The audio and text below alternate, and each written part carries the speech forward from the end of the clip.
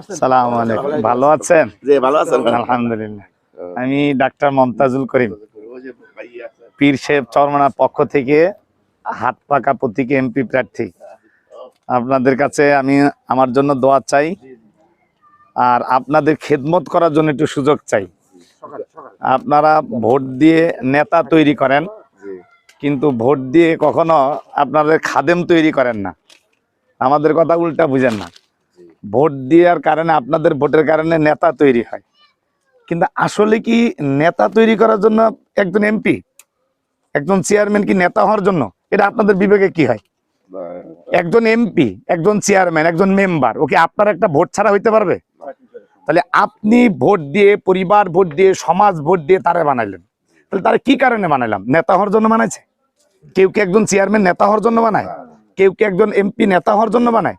MP chairman এদের কাজটা কি? এরা আমাদেরকে ভালো কিছু করবে, আমাদের দেখাশোনা করবে না। আমাদের একটা কর্মচারী, আমি ভোট দিয়ে একটা কর্মচারী কিনে নিলাম, ও আমার কর্মচারী। কি ব্যাপারটা এমন না? তারা আমাদের দেখাশোনা করবে। কিন্তু আপনারা এই পর্যন্ত 1971 সালে এদের স্বাধীন হয়েছে, এদের স্বাধীন হওয়ার পরে এই পর্যন্ত যতবার এমপি বানাইছেন, এই এমপি হওয়ার আগে এদেরকে যেইভাবে 2-3 মাস দেখেন, এমপি হওয়ার পরে কোনো এমপির আর পাইছেন হাতের কাছে? নেতা বানাই দিলেন নাকি? আসলে নেতা আসতেছে, নাম হয় কি উমুক নেতা আসবে, উমুক এমপি আসবে, তার জন্য কি একটা ব্যাপার সেবার কি না? ভুল বলতেছি? আপনারা একবারের জন্য আমাদেরকে দেখেন।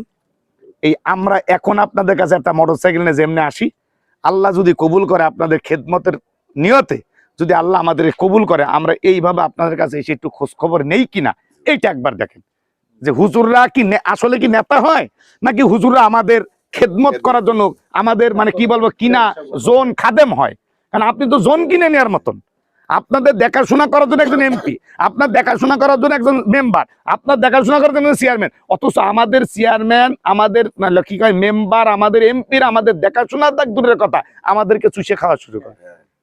ব্যাপারটা মানে বাপ, তাহলে একবার একটু বাপ আওয়াজ তোলেন। সমাজে আপনারা দীর্ঘদিন করছেন, একবার আমাদেরকে একটু দেখেন যে আমরা আপনাদের খেদমত করতে পারি কিনা। যতটুকু পারি, আমরা নেতা হব না, আমরা আপনাদের খাদেম হব, আপনাদের সেবক হব, আপনাদের খেদমত করব যতটুকু পারি। সরকার যতটুকু দেয় 100% ততটুকু আপনাদেরকে আমরা দেব।